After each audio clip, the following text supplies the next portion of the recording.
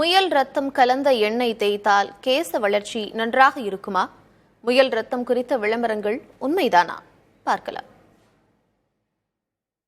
முயல் ரத்தம் கலந்து காய்ச்சி எடுக்கப்படும் எண்ணெய் குறித்த விளம்பரங்களை சமூக வலைதளங்களில் இப்போது அதிகம் பார்க்க முடிகிறது.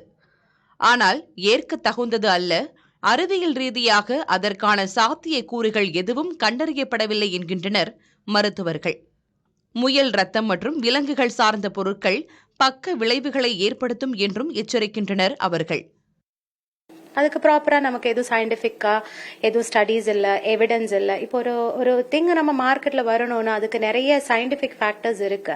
அதுக்கு ட்ரக்குக்காக நம்ம நிறைய ஸ்டடீஸ் நம்ம செய்யணும். ஒரு ட்ரக் அதோட பயாலஜிக்கல் ஆக்டிவிட்டி, அதோட டாக்ஸிசிட்டி, அது என்ன கண்டென்ட், அதுல என்ன கண்டென்ட் நம்ம பாடியில ஆக்ட் ஆகுறது, அது தவிர அதுக்கு என்னென்ன சைடு எஃபெக்ட்ஸ் வருது, அதோட அட்வர்ஸ் எஃபெக்ட்ஸ் என்னென்ன, இதெல்லாம் நம்ம கண்டுபிடிச்சாதான் அந்த ஒரு மாலிக்யூல் அது நமக்கு சேஃபானு சொல்ல முடியும். மூணாவது விஷயம் about rabbit blood. It's a mammal. என்னன்னா mammals சரி, mammals நம்மளும் mammal தான், human is a mammal. அது mammal blood ஆனாலும் சரி ரெண்டும் டிஃபரெண்ட். சரியா?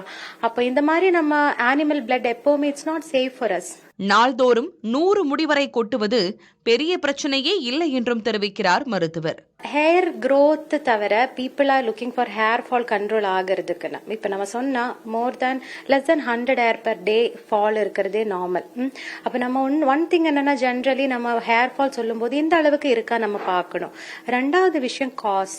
அது என்ன நமக்கு இப்ப நமக்கு சில பேர் சொல்லுவாங்க மேடம் ஸ்ட்ரெஸ் ஆகும்போது கொஞ்சம் ஹேர் ஃபால் ஆகுது. That is a cos. Stress is a cause for hair fall. அதே மாதிரி ப்ராப்பர் நியூட்ரிஷன், நம்ம ஒரு நல்ல நம்ம ஸ்ட்ரெஸ்ஃபுல்லா இருக்கிறது ஒண்ணு, ரெண்டாவது நியூட்ரிஷன் இல்லாம நம்ம ப்ராப்பரா ஒரு டயட் எடுக்காம இருக்கும்போது அதெல்லாம் காஸ். மூணாவது விஷயம் தான் ஜெனட்டிக்கா வரப்ப பாரம்பரிய முடிவகைக்கு ஆண்ட்ரோஜெனடிக் அலோபேஷியா சொட்டைன்னு சொல்லுவாங்கல்ல அது.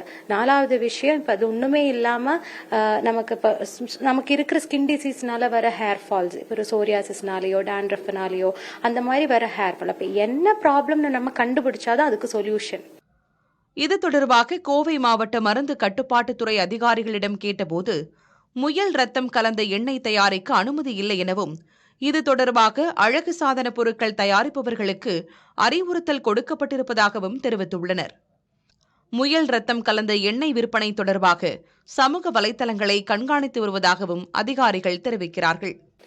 முயல் ரத்தத்தால் முடி வளரும் என கூறப்படக்கூடிய அளவிற்கு நிரூபிக்கப்பட்ட ஆய்வறிக்கைகள் எதுவும் இல்லாத சூழலில் நார்மலாக, அதாவது எப்போதும் பயன்படுத்தக்கூடிய தேங்காய் எண்ணெய் போன்றவையே அறிவுறுத்தப்படக்கூடிய ஒன்று என மருத்துவர்கள் தரப்பில் தெரிவிக்கப்படுகிறது. புதிய தலைமுறைக்காக கோவையிலிருந்து ஒளிப்பதிவாளர் தீபனுடன் பிரவீன்.